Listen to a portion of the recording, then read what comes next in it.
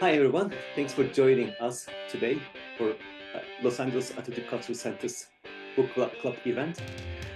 Dr. Kate Clifford Larson is a New York Times and Wall Street Journal best-selling author of three critically acclaimed biographies.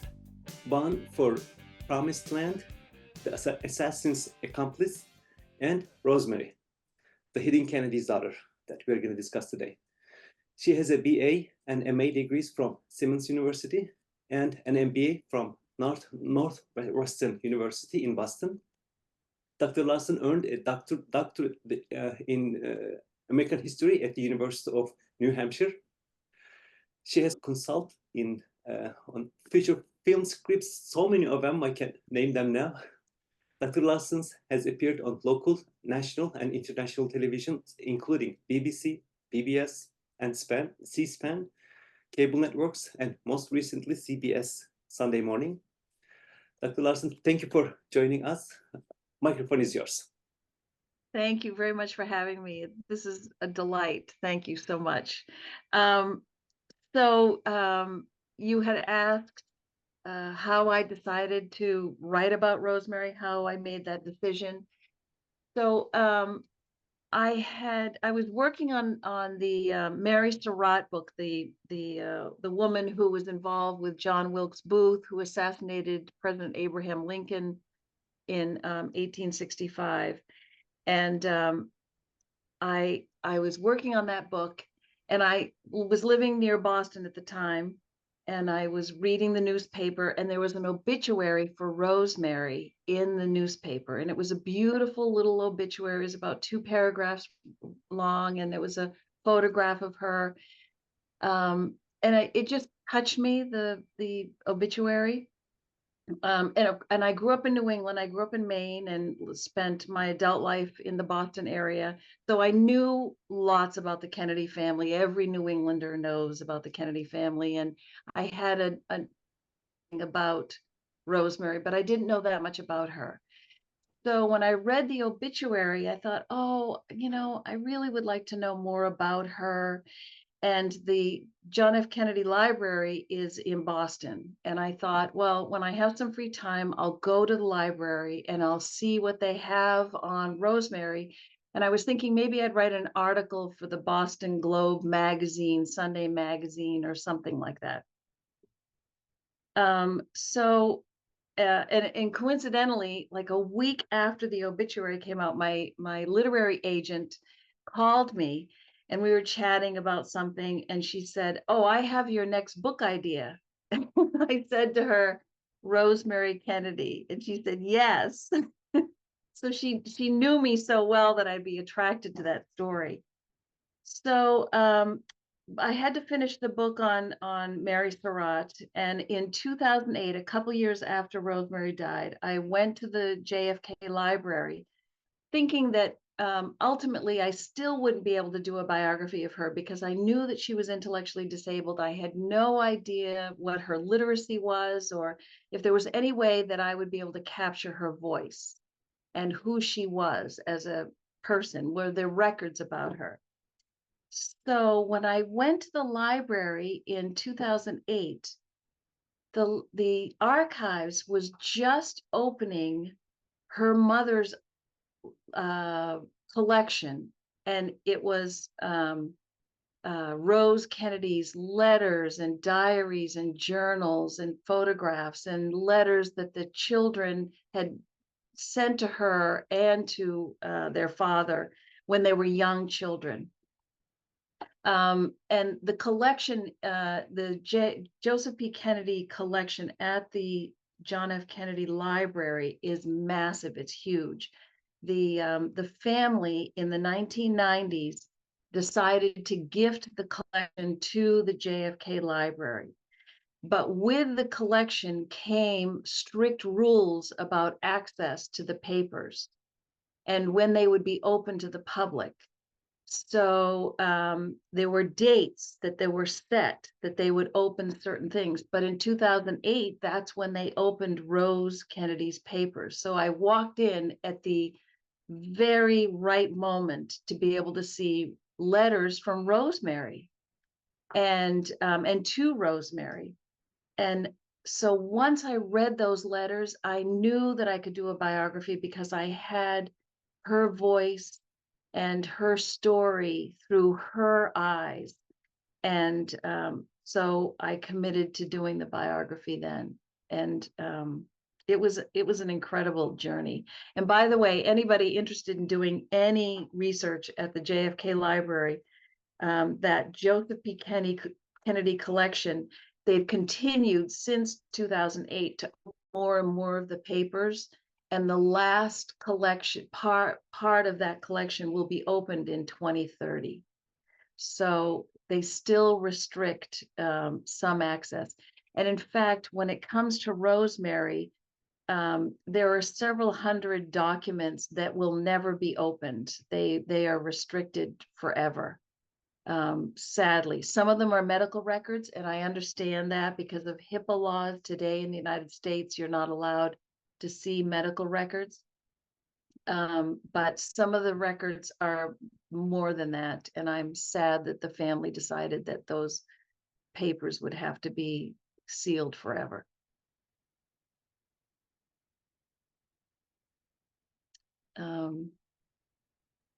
It's So unfortunate in this case that they're sealed forever because she could shed some light to other people that are in the same situation. I Now we agree. know more medically, we are more advanced, but I remember when I first read about it, it had shocked me at that time because also someone in the British royal family was not discussed for many years because of not the same problem, but Right, also a special needs person. Yeah. right. So I think the younger generations have a different view on this, and maybe things will change once the older generations have passed and it's been a while, because they are very committed to being open and honest about, people with physical and intellectual disabilities and mental health issues. So the family was slow to embracing opening up about mental health issues in the family and beyond, but they're doing that now more and more than they ever did before. And in fact, when I did my research on Rosemary, I interviewed some of the family members. And I remember one of them, Anthony Shriver, who is Eunice Kennedy Shriver's son. And Eunice is the one that established Special Olympics. And her son, Anthony, runs a program called Best Buddies. And it works with young people, like college students, who are willing to mentor or be best buddies with junior high and high school people, young people who have intellectual disabilities. So he's carrying on that legacy. So when I talked to Anthony, he was so gracious and so nice, and he told me that when he was a teenager, and they lived in Chicago, he would go and visit his aunt Rosemary at St. Coletta's in Jefferson, Wisconsin. And he would sleep on the floor in her bungalow and spend time with her, which I thought was so sweet. And then when he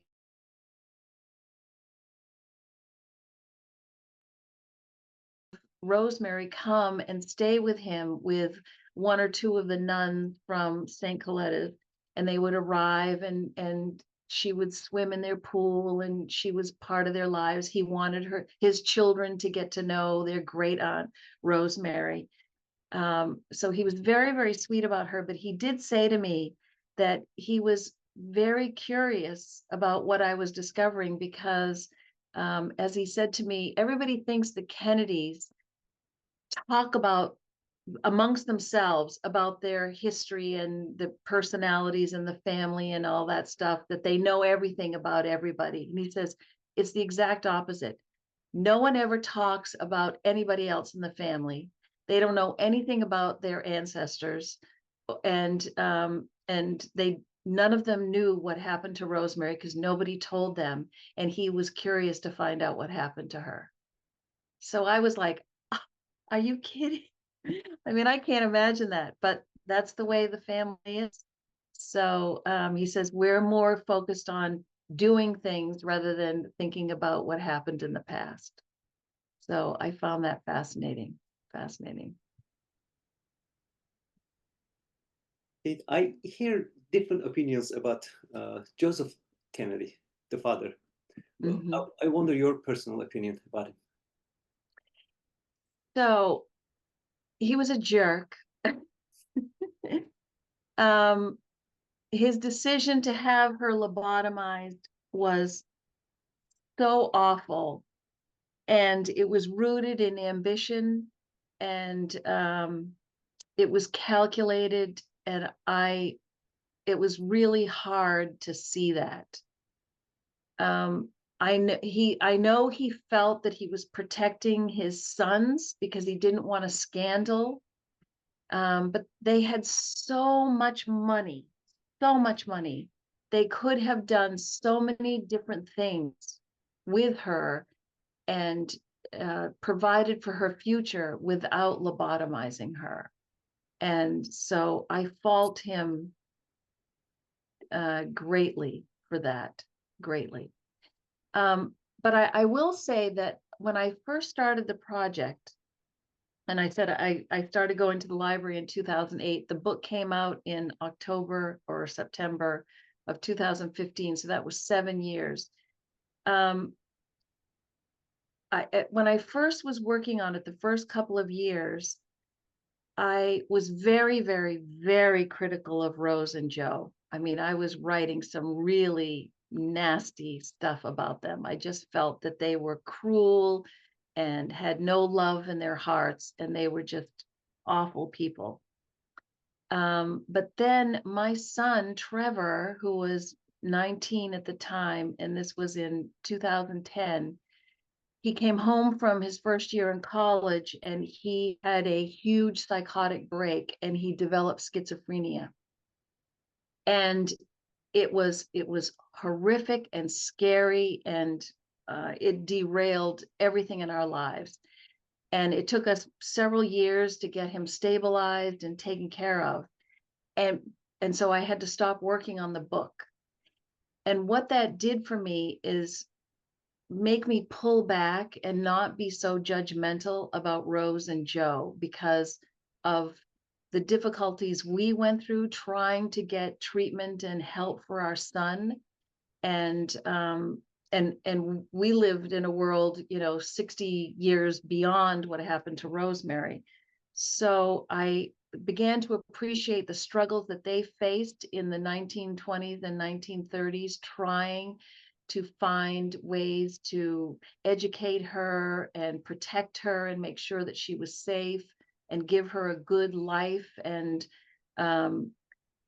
so changed my perspective in the way I wrote the book, except when it came to Joe making that decision to lobotomize her.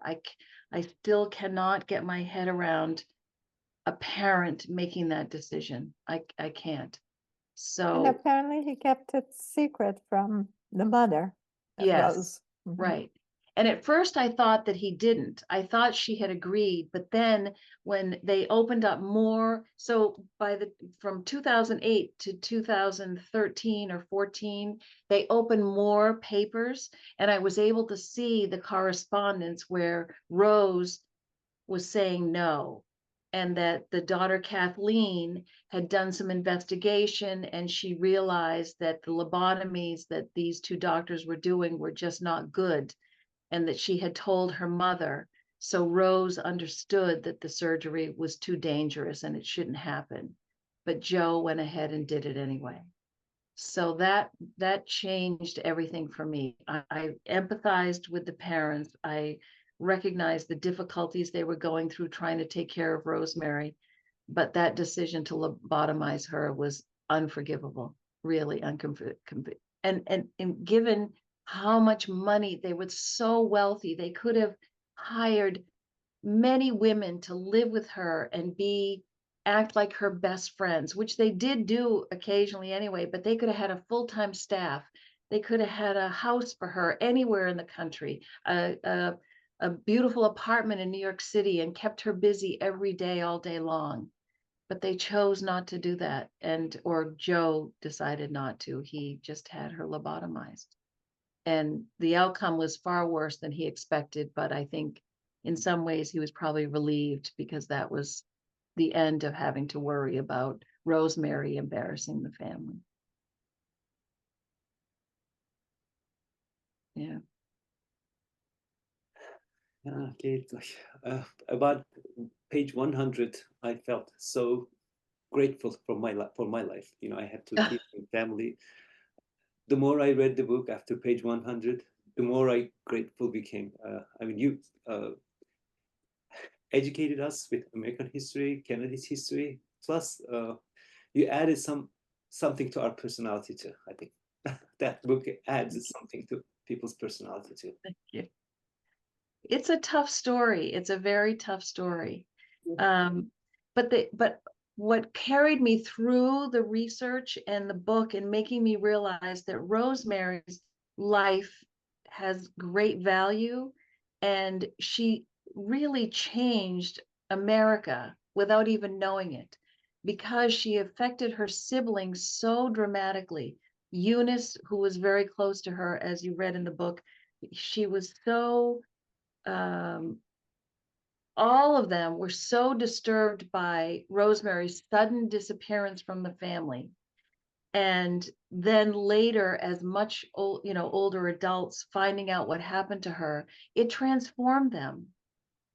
Eunice in particular, of course, she goes on to make sure that during her brother's presidency, Jack Kennedy, that he paid attention to legislation that she was advocating for, to fund research into maternal and child health, and focusing on what might be causing disabilities in the first place. It's because of that legislation that lots of funding went into the National Institute of Health, and two new institutes were established devoted to women's health. And so there were great strides made during the 60s and 70s, and still even today, research into what happens during pregnancy and childbirth and postpartum right after that. So that's partly because of Rosemary. They understood that they needed to figure out what happened to her and why she was born the way she was. And then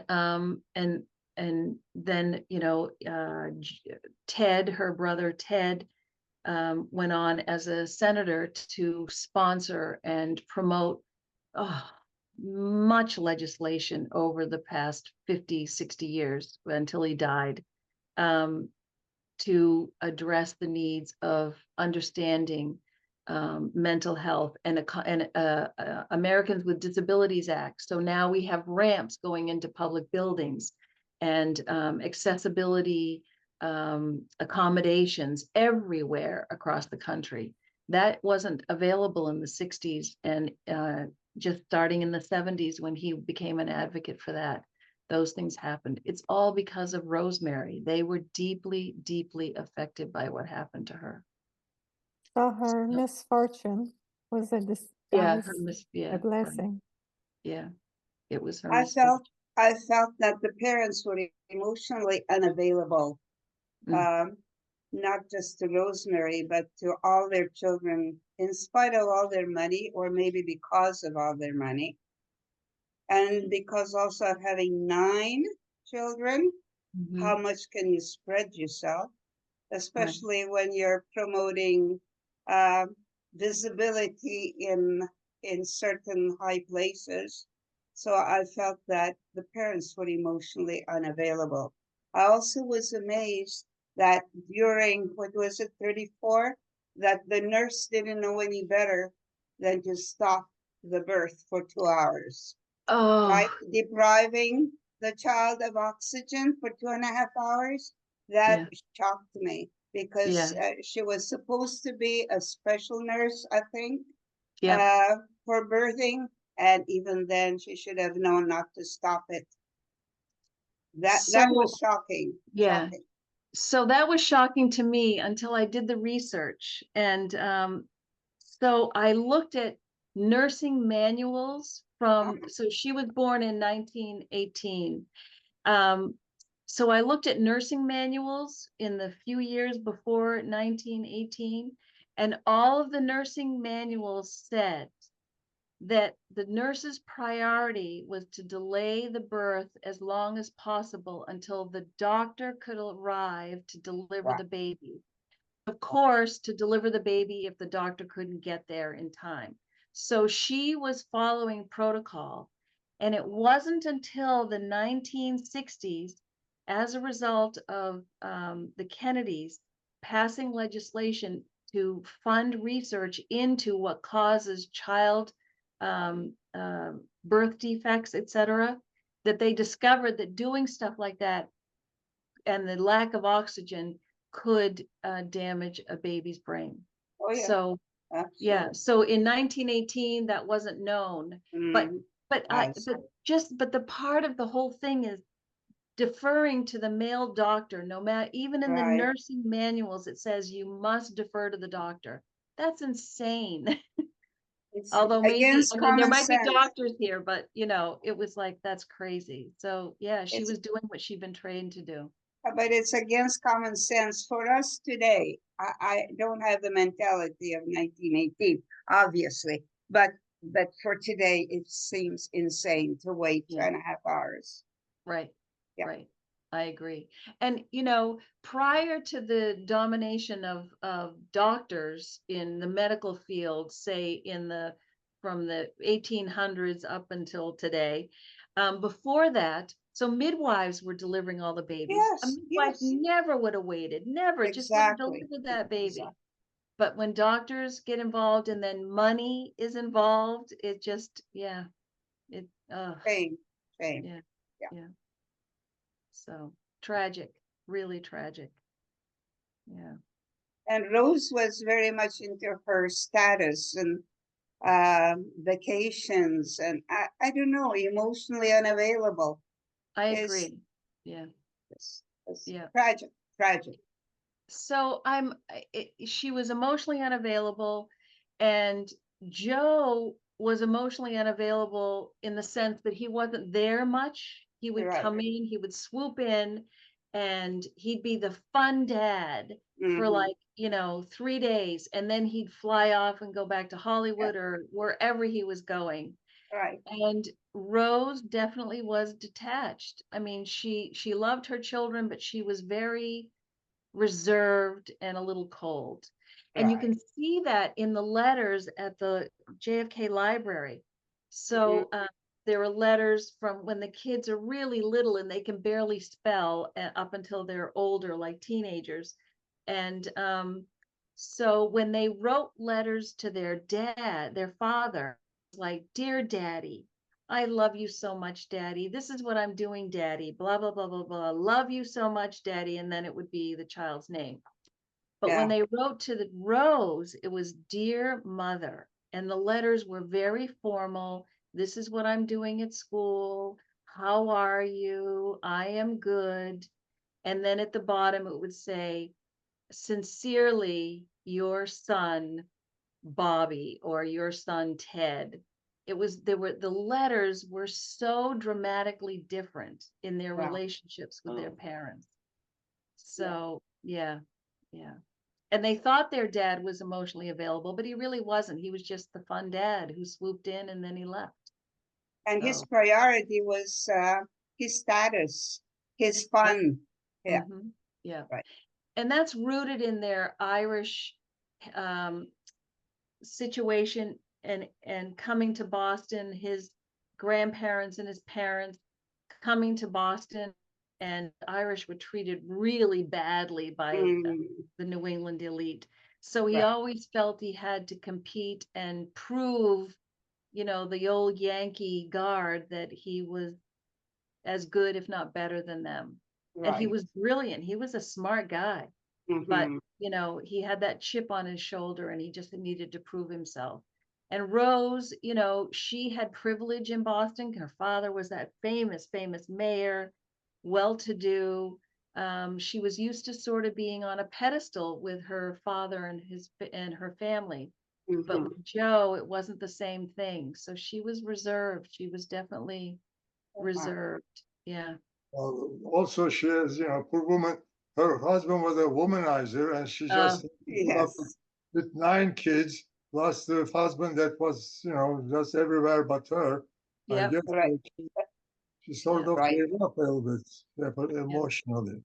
So, Yeah. Yeah. Yeah. She walled herself off for sure. Yeah. And her faith was really powerful. And so she sought solace in her faith. Yes. Joe was not quite as faithful or committed as she was. So there was that divide a little bit. So she found solace in the church, and he was happy she found solace in the church, and he could go off and womanize as much as he wanted to. And he I, did. yes. I was surprised that Rosemary was also devoted to her faith. Well, I think that they were all, Rose had a deep influence on them when it came to faith. Yeah. They sort of they could not be anything else but that, because their mother was that constant. And they had priests coming in their house all the time, and they Right. were friendly with bishops and archbishops, and they went Right. into the Vatican and met with the Pope privately. I mean, yeah, if you're a Catholic, that's like that's it. So yeah, they were very, very devout Catholics. Yeah.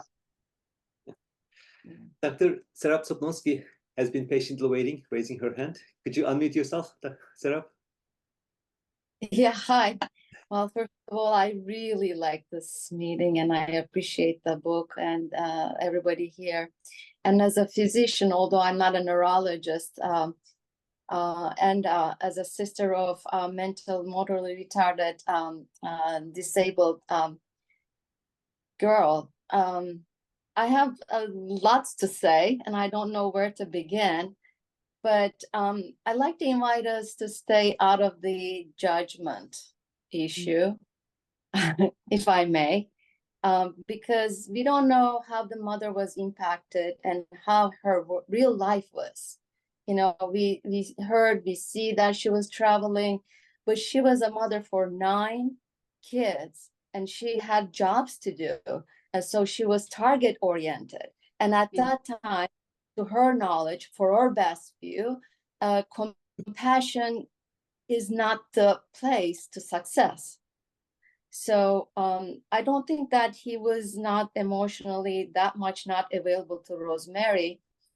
She was keep writing letters and trying to find places where Rosemary can stay. She was arranging that. She was keep in search. That's a lot of work to do, and she was really doing her best. To me, I don't know that much of the history, but as a reader, to me, she didn't sounded like emotionally not available.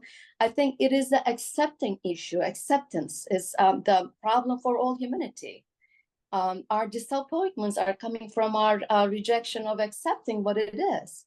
So if it's not the traditional, well-known, whatever it is, in this case, smart, successful kids, and hope you have something is not successful, it's totally out of the ordinary. And we just want that to be our normal. And this is human nature. I cannot blame, because I do that in a different way. I'm sure all of us doing that in a different way. So this was hit the family in a very strong place and a success. So they denied their reality, their fact. And that's all the problem rolled in. Denial is another that we're dealing.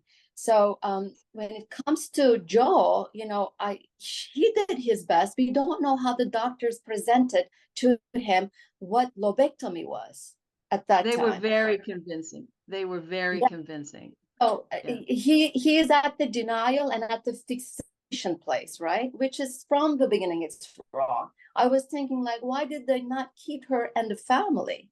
Right. But I know how, because my sister, when she was 7 years old and she was outside playing with the kids with her best, and all of a sudden a teacher came and pulled all the kids away from my sister, and I saw the tears filled in her glasses. When I pulled her glasses, the junk of water came out, and I was just like, didn't know, should I be sad, angry, or embrace? So you just don't know what it's a chaotic, unknown place Yeah. can hit everybody's very badly. So they just didn't know how to deal with that. And lobectomy is not the cause of, I know at the end of the day, after the lobectomy, she got disabled, but that caused a big, strong favor to humanity. So that's the reason the siblings start to acknowledge disabled people. All the foundation came up. So she was actually, among all 9 successful kids, she was the most successful. So there's a big Exactly. teaching for us here. Let's not judge, Yes. see what it is. There's something more than that is. And Right. as a physician, the medical misleadment is happening all the time. I just told my with me in the she's listening to the book club too. This morning I said, I can write a book of what's happening in the medical field. So many funny things happening. And actually iatrogenic is a name that the problem caused by the medicine, namely from the physicians, is something known. Like I say, stay away from medicine unless you really, really need it. That's why I want healthy. Don't get sick. If you get sick, you're hitting to the wall. We're a wall, actually. Right. Thank you for your Thank you. patience. Well, as I had mentioned before, I think I ended up having great empathy for Joe and Rose as parents, and to give them some credit, they did keep her in the family. That was their goal. The kids were they were brought up to be each other's best friend and to look out for one another, and they certainly did. They watched out for Rosemary. It made them very empathetic. But the decision that Joe made to have her lobotomized, and even though, of course, the doctor was very persuasive, he was an incredibly smart guy, and he didn't do anything until it had been researched completely, not just medical, but other things in his life. He researched everything. He hired people to check out everything. He never made a mistake. But when it came to this, he didn't. There were people that were saying, those 2 doctors were quacks. Don't do this. It's wrong. It's not a good idea. But he wasn't interested. He just wanted the problem to go away.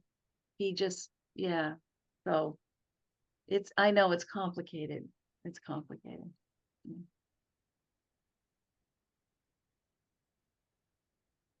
It must have been taking a long time for you to prepare this book, right? The research time, and how long would you say?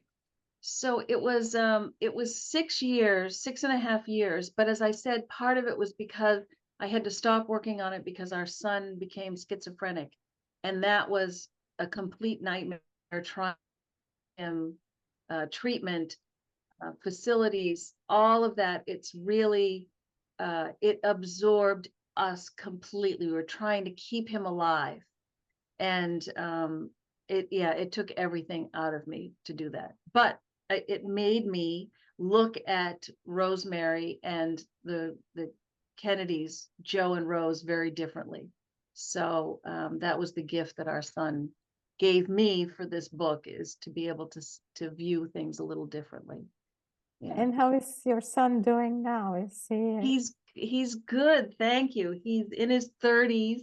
So he lives in a group home, and I live in Massachusetts, and after about 10 years of being in and out of different mental health institutions, he finally stabilized. And so he lives in a group home run by the state of Massachusetts, and he loves living there. There are full 24-hour staff, and there are 8 residents, and he takes his meds every day, and he feels successful and independent. And so we get to sleep soundly at night knowing that he's happy and healthy and stable. yeah. But it's a daily, yeah, it's a daily worry that is still there.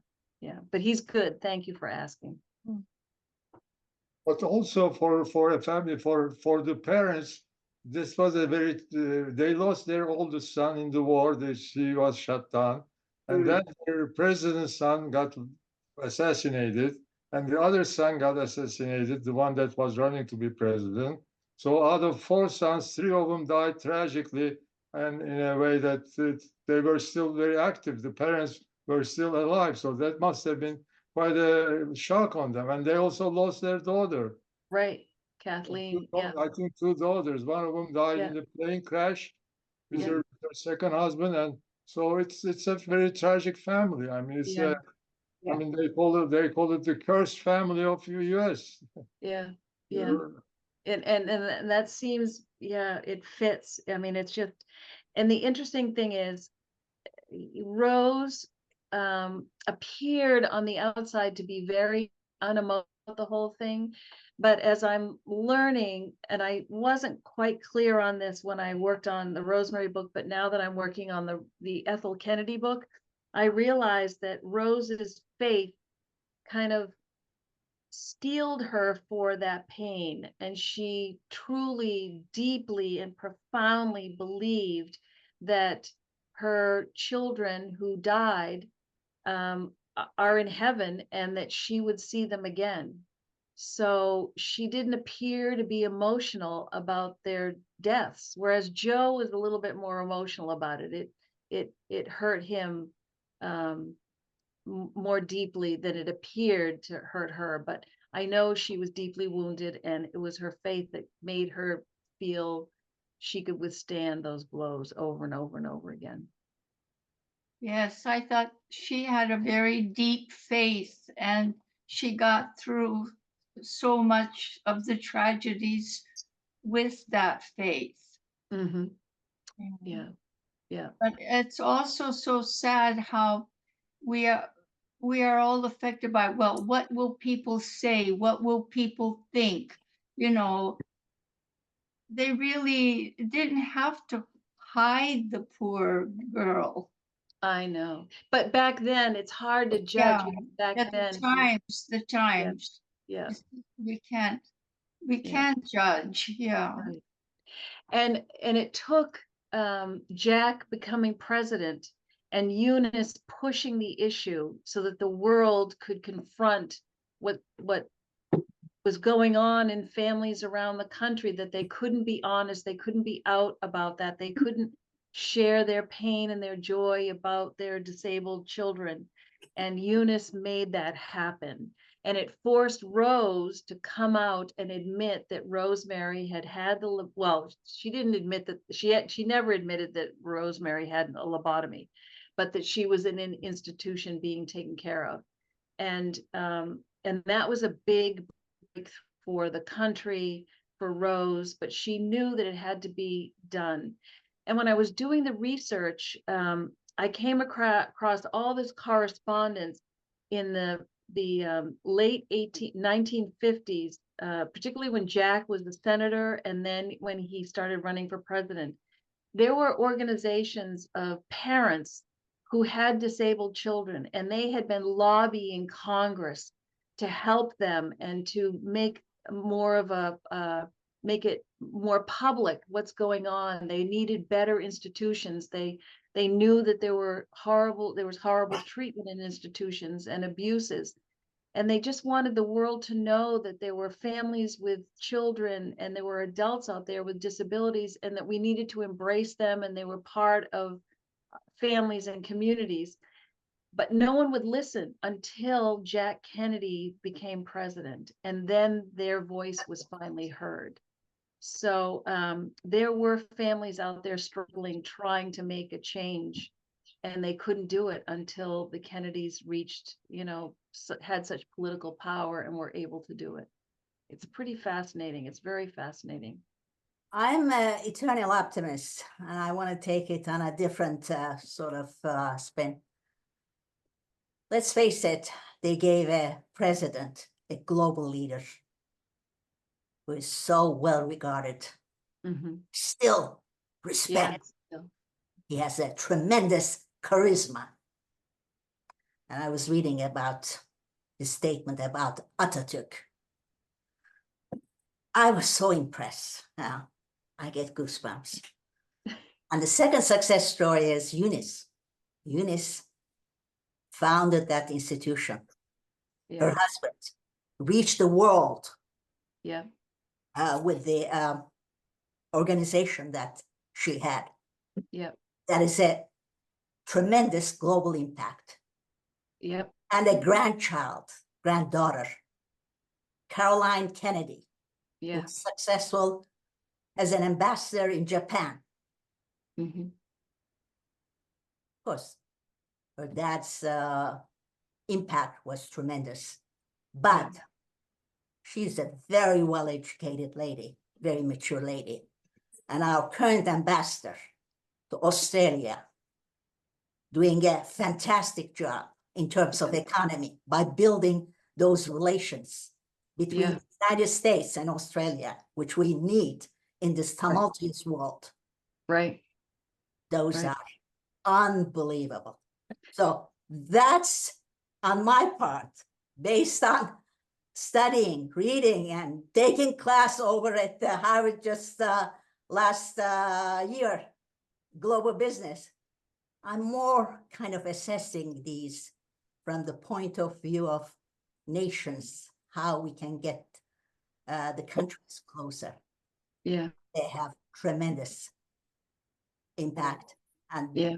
that should be very well regarded in the US history.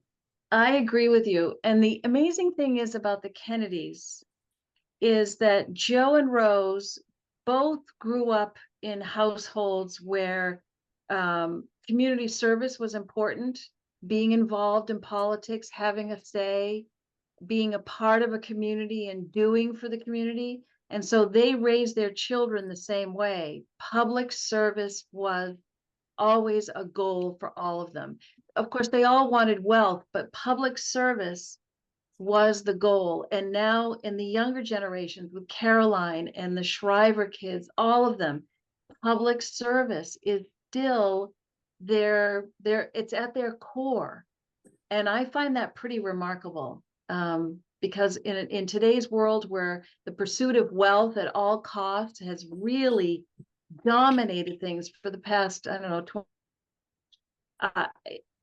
to see the Kennedys still pursuing doing the right thing and elevating important causes and making the world a better place. It is astounding to me that legacy still is a commitment in that family generations beyond Joe and Rose and their parents. Yeah. Oh, then I agree. Do you believe that now the Robert Kennedy Jr., who is running for president, he's doing a service? Yeah, he's very So I interested. think so. I'm gonna just cut him out and put him over here. Yeah. I feel for that family because, of course, yeah, Ethel. Now that I'm learning about her for my next book, she was all about public service and elevating Bobby's legacy, her dead husband, and his pursuit of public service. And she tried to carry that on through foundation work, peace activism, going on strike and hunger strikes with, farm workers unions and traveling around the world trying to do the right thing. And all of her kids, most of them are involved in those things too, except for Bobby Jr. And I have to believe that, so all Kennedys have really healthy egos, Yeah. especially the men. But Bobby is a little different. I think he's bordering a little bit on narcissism, but he was a horrific drug addict in the 70s and early 80s until he was arrested for possession of heroin. And he was forced into treatment. He had been in treatment before, but it never worked because he'd walk out of treatment and start doing drugs again.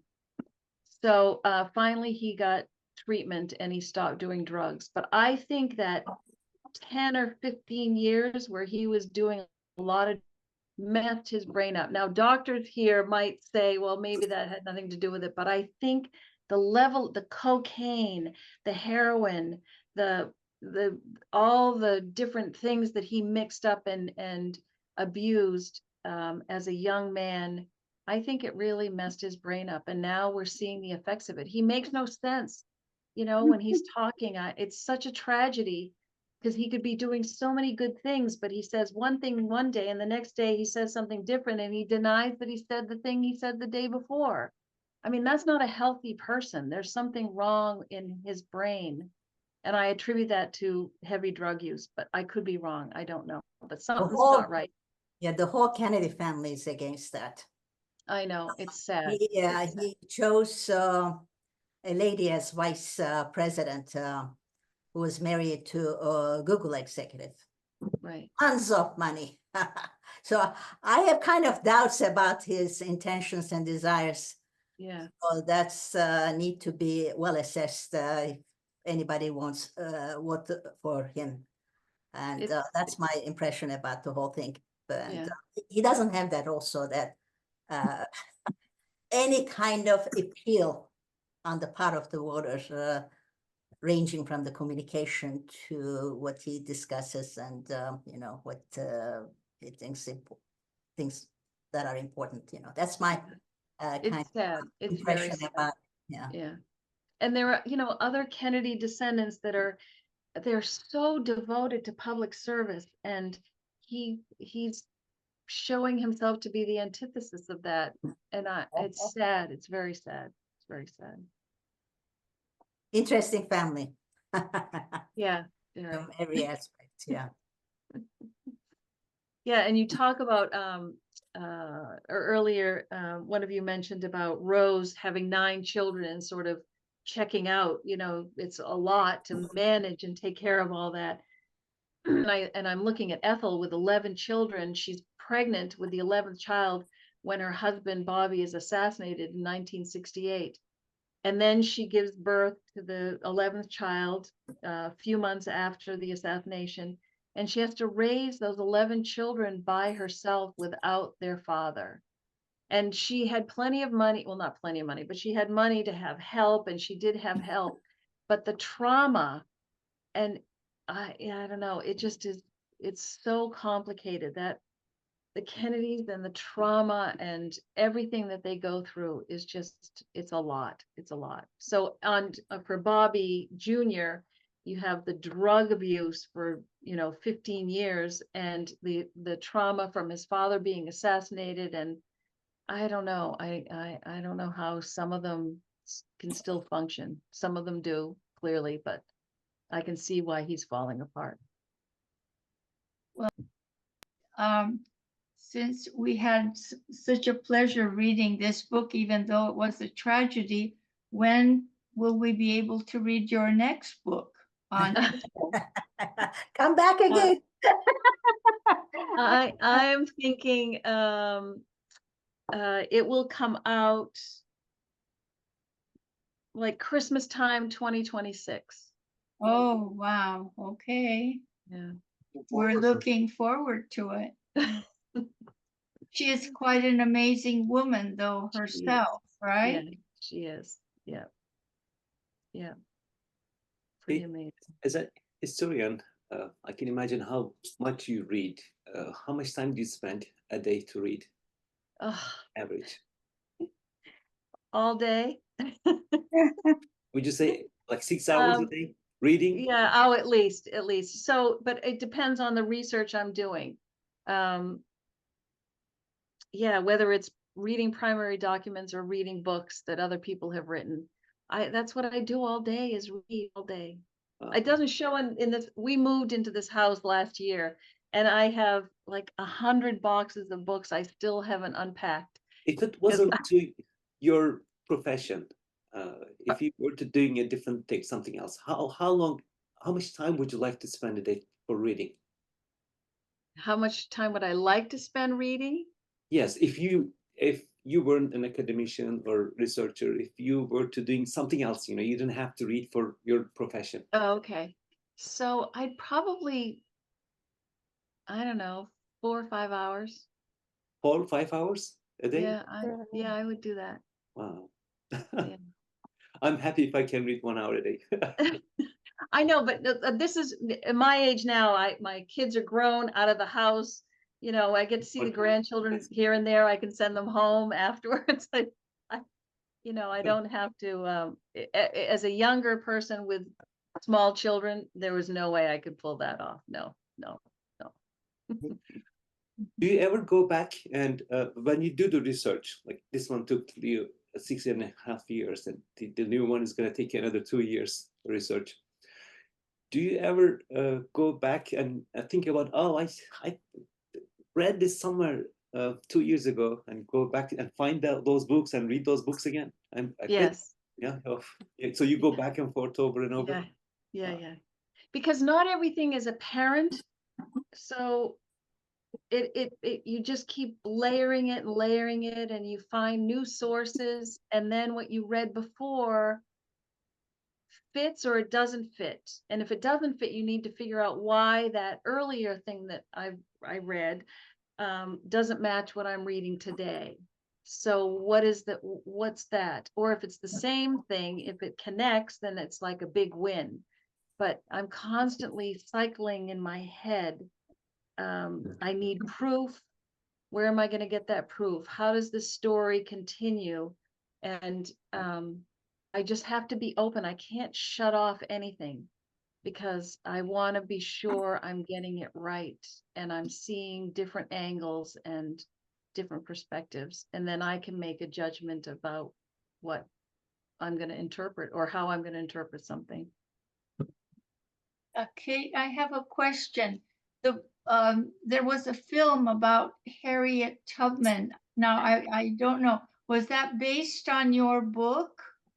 No, it was not. So that was based on a script that was written in 1993, and my Harriet Tubman book came out at the end of 2003, so 10 years later. And the script was brought to life in 2015. Someone dug it out of an archive in Hollywood and decided they were going to turn it into a film. But it was really bad because it had all the misinformation, and the script had a lot about Frederick Douglass. Why it was a script about Harriet Tubman, and it had about half of it was about Frederick Douglass. So Casey Lemons was a Hollywood director. She got a hold of the script, and she decided to rework it. And she reached out to me and hired me as a consultant to work with her to rewrite the script. So I got her to agree to change some of the stuff, but not everything was changed, because there's some things in there that are just so historically inaccurate. But I could only do as much as I could. And I remember one day we were arguing about something, and which I shouldn't have been arguing with her, but I did argue because Tubman is everything to me. And so she said to me, Kate, I am an artist. I am a Hollywood director. And what I decide goes in the film is going to go in the film. Oh. And that was that. So I had to stop complaining and just hopefully guide her enough that it would be somewhat authentic. With that said, I thought the movie was great and fun. And I thought that Cynthia Erivo, the actress, nailed Harriet Tubman's character. Yeah. Fierce, smart, courageous, wily. I liked the way that Cynthia Erivo portrayed her, and as a woman, a real human being. I really like that a lot. So I liked the film. It was fun for me, just not totally historically accurate. We liked it too. Thank you. Thank you. Thank you. Yeah. And I hear someone is making a film about Rosemary. Yes, and there was a script that was written like a year before my book came out, and a friend in Hollywood got a copy of the script to me, and it is not, I don't like it at all. But this script has been making its rounds since 2015. And several actresses bought the rights to it and then let it go, and another actress picked it up. Elizabeth Moss, I don't know if you know her. She's she was in several TV series. Anyway, she had it for several years, but she didn't get anywhere with it. And now this new director and producer have it, and they are filming, I believe, as of now. And they called me in the fall, and they were interested in hiring me as a consultant, but then they didn't. So I'm hoping that they're not basing it on this script that is so bad, but we'll see. I don't know. There's nothing I can do about it. Yeah. Oh, I just have to say one thing. One of the most moving parts of your book was when Rose finally goes to see her daughter after so many years, and poor Rosemary starts to beat on her. It was so how rejected and how lonely and how she missed them all those years. Yeah. It was very painful. Yeah. That Yeah. That's one thing I couldn't understand, how Rose could not visit her daughter for 20 years. That I'm Hard to believe. still concerned about, and I don't understand how, but she just walled it off, and that was it for her. But Rosemary didn't forget. Rosemary didn't lose her memory. She knew who her family was, and her mother didn't visit her. yeah, I'm sure it ate away at her every day, but Yeah. that's Yeah. Yeah, I know that it was, and then when Rose started having her come to Cape Cod and to Palm Beach every year, it was someone did tell me how hard it was on Rose because she just felt so guilty, and she couldn't reach Rosemary. She didn't feel she had a relationship with her. And so I know she knew that, you know, it was too late. It was too late. Too much damage had been done. Sad. wow.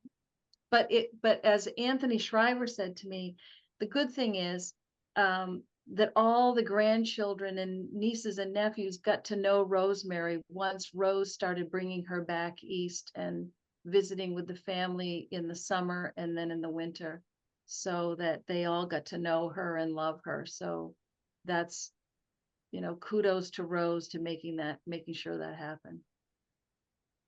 Yeah, I have a friend who has a child that's mentally slow, whatever.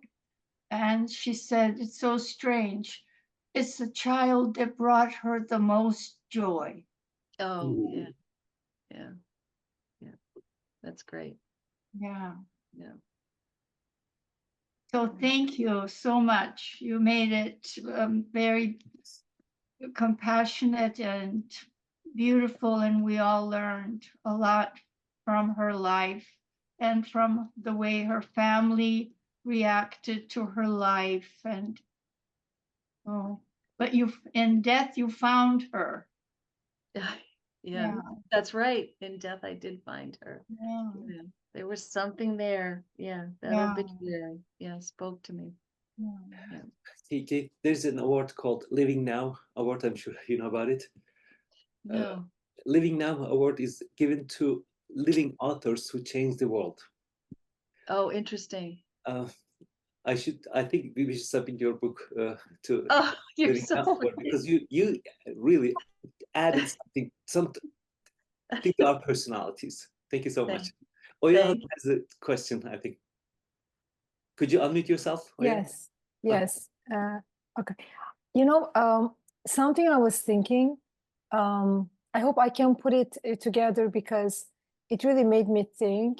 Like we have one saying in Turkey, like, you know, grandfather stole a plum, grandson's teeth are dazzled, something like that. Did I make it right? Dedesi erik çalmış, torunun dişi kamaşmış. I don't know how you put it in English, that in a way that we can explain to her. If someone can help me that part. Can you say it in Turkish again?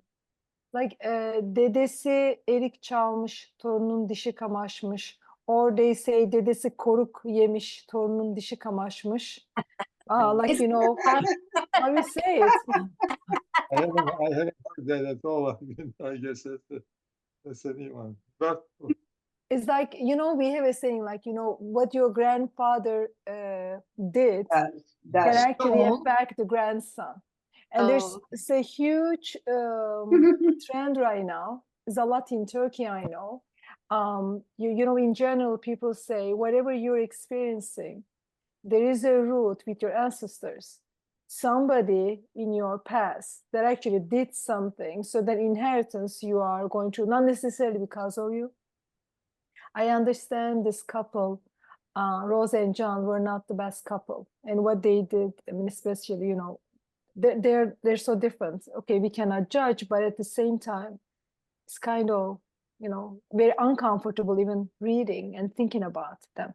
But this book made me think, I wonder what kind of people like their ancestors were, like maybe the John's dad, John's grandfather, somebody that Joe- maybe is, you know, Joe Kennedy. Yeah. the fathers, you know, I'm sure that you study the family. Did you find out anybody interesting? It's kind of like crazy. I don't know. Yeah. just- They're from Ireland. They're Yeah, from they were Ireland, Irish. yes, and then they had a Yeah, hard time Irish. in US when they come. But have you ever, like, you know, noticed somebody like interesting from their family?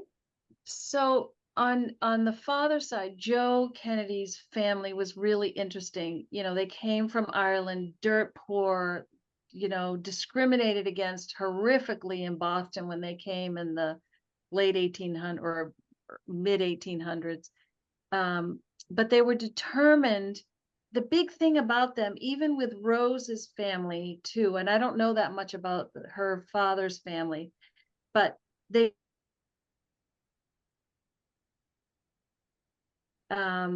created businesses, but they wanted to hire everybody that they could so that everybody could eat. They wanted to, it wasn't like collect all the wealth for themselves. It was like, this is our community. These, you know, we're gonna make sure everybody is good, because if we're doing well, we want everybody to do well. And that's the root of that community service ethic that the Kennedys still have today. So that's one thread that I see going through the family, and it has roots in the immigrants that came from Ireland.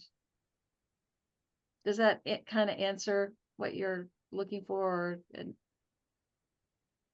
Yes, and also what I was thinking also, in that family, so many tragic deaths.